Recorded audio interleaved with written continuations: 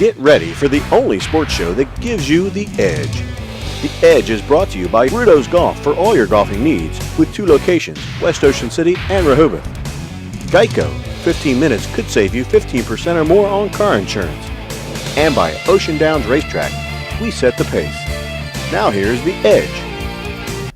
Hi everyone, welcome to another edition of The Edge right here on Resort Video Guide. I'm Tom Perlazzo, and today my co-host is Ravens analyst John Garrick. John? Well, last time I was on this program, I couldn't have done any worse. So.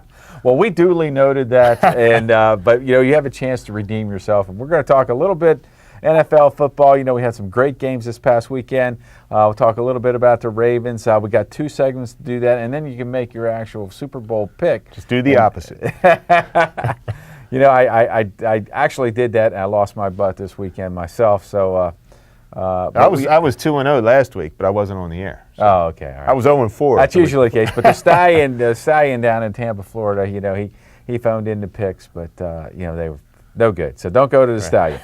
Anyway, but listen, folks, we wanted to talk about let's talk about those games. I mean, Brett Favre and Minnesota and New Orleans. What a game! What a football game! And he had to end it 2 years ago. Green Bay against the Giants ended the season the same exact way with an interception. Giants went on to go to the Super Bowl and beat the Patriots. And here the Vikings, after all those turnovers, had a shot to win the game, and really just a bad interception.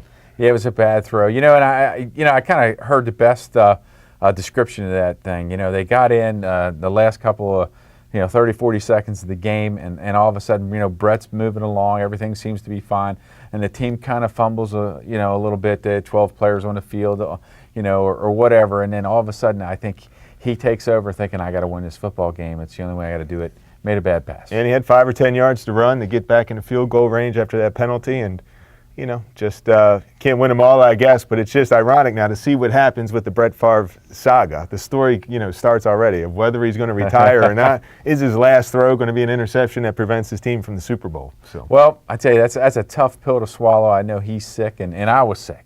I mean, I wanted to see that good football game. But look, more importantly about the game, I know we can talk about who did what and who did this, but look, the NFL overtime rule, I mean, what do you think about that rule? You have a great game, 4 quarters, going to overtime for the NFC Championship, and the biggest play in the game becomes the coin flip.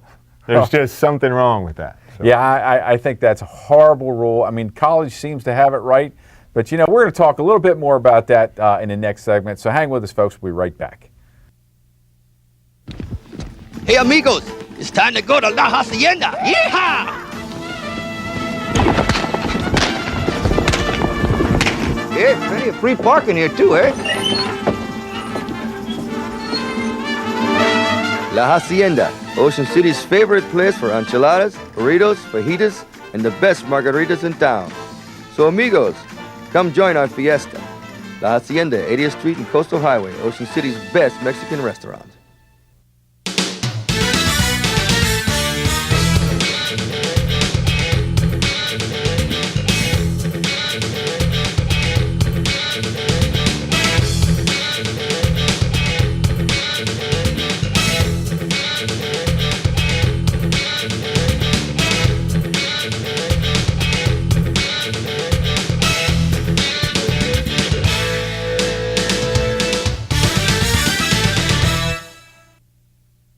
Hi, everyone. Welcome back to the second half of The Edge. We left off, John, talking about the overtime rule.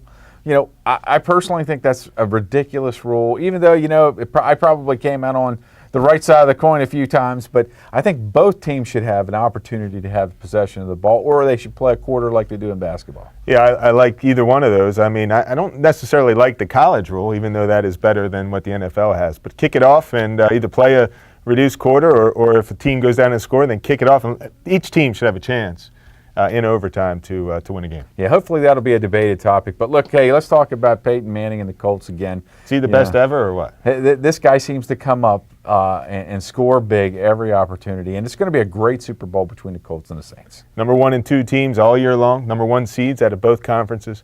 Really can't ask for a better game. I think it's a 3.5-point line at this point with the Colts favored, but